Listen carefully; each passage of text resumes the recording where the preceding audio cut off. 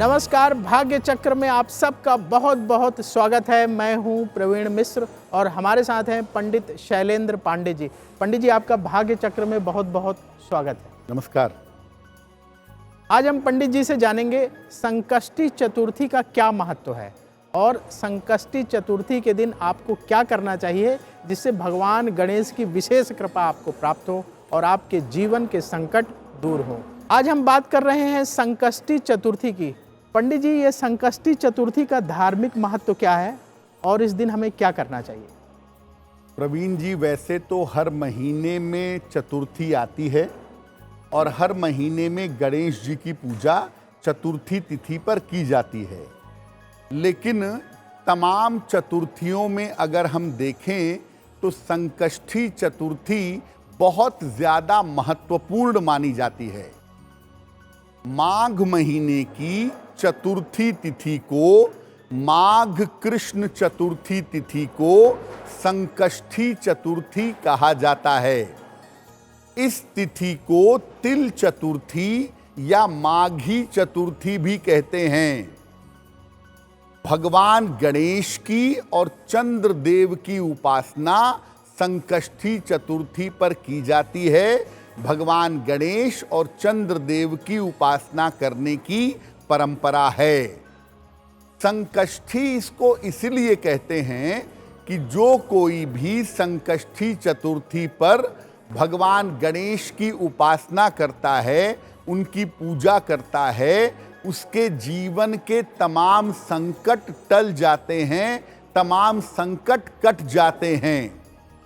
साथ ही साथ अगर संतान की प्राप्ति नहीं हो पा रही है तो संतान की प्राप्ति होती है और संतान संबंधी बाधाएं दूर होती हैं। यानी संकष्टी चतुर्थी पर उपासना करने से एक तो आपका संकट कटेगा और दूसरा संतान संबंधी अगर कोई समस्या आपके जीवन में है तो वो समस्या निश्चित रूप से समाप्त हो जाएगी।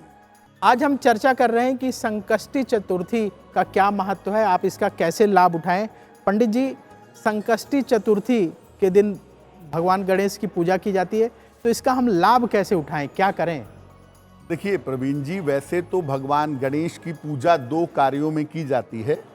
किसी भी कार्य के आरंभ करने के पहले और जीवन में किसी तरह की बाधा को दूर करने के लिए।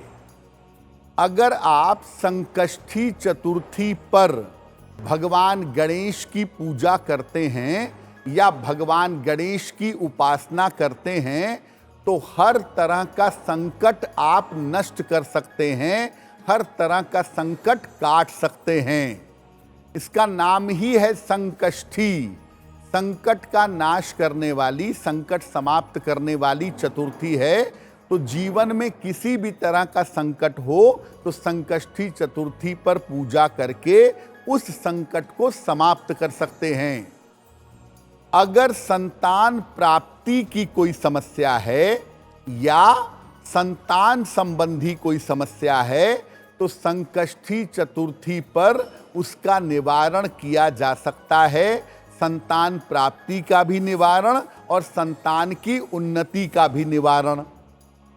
अगर आपके जीवन में अपयश के योग हैं या बदनामी के योग हैं या बेवजह मान हानि के योग हैं तो अपयश और बदनामी के योग संकष्टी चतुर्थी पर पूजा करने से कट जाते हैं।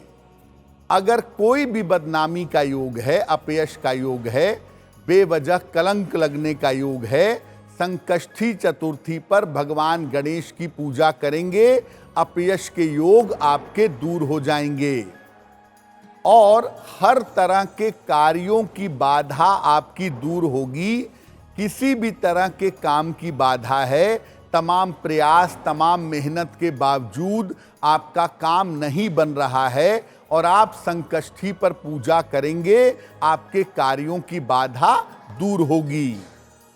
धन और कर्ज संबंधी समस्याओं में आपके सुधार होगा।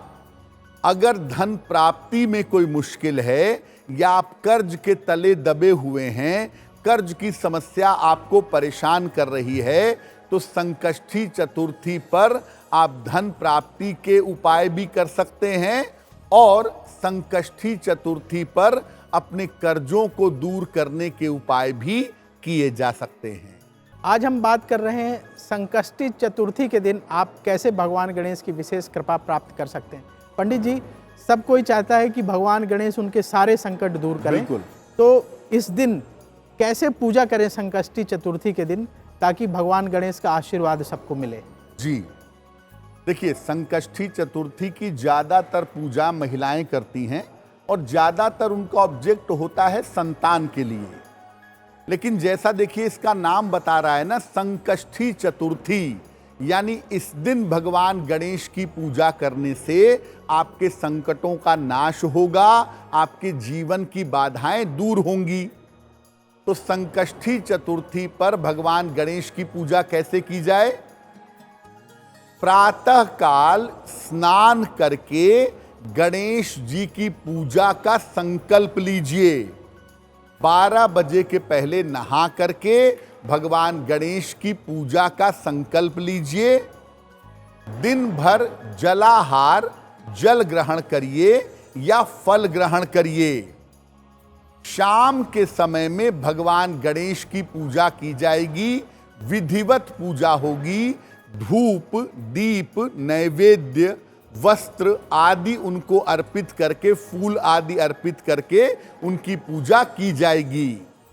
संकष्टी चतुर्थी में भगवान गणेश को जो भोग लगाया जाता है वो तिल के लड्डू हैं। तिल चतुर्थी कहते हैं ना इसको। तो इस दिन तिल के लड्डुओं का भोग भगवान गणेश को लगाएं। दूर्वा और पीले फूल अर्पित करें। दूब घास और पीले फूल भगवान गणेश को चढ़ाएं।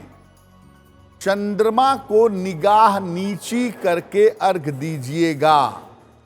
चंद्रमा के दर्शन करना चतुर्थी तिथि पर अच्छा नहीं मानते, तो भगवान गणेश की पहले पूजा करके चंद्रमा को अर्घ दीजिए और इसके बाद भगवान गणेश के मंत्रों का जप करिएगा।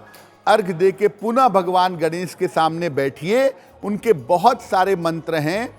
सबसे प्रसिद्ध मंत्र है ओम गंग गणपतये नमः। इस मंत्र का जप करें, भगवान गणेश की आरती करें और जैसी भी आपकी कामना हो, वो कामना आपकी पूर्ण हो, उसके लिए प्रार्थना करें। इस तरीके से संकष्टी चतुर्थी पर भगवान गणेश और चंद्रदेव की पूजा करने से आपके संकटों का नाश होगा। एस्ट्रो तक ऐप पर आपको मिलेगा भविष्य से जुड़े हर सवाल का जवाब। डाउनलोड कीजिए एस्ट्रो तक ऐप और चुटकी में जुड़िए इंडिया के बेस्ट एस्ट्रोलॉजर से।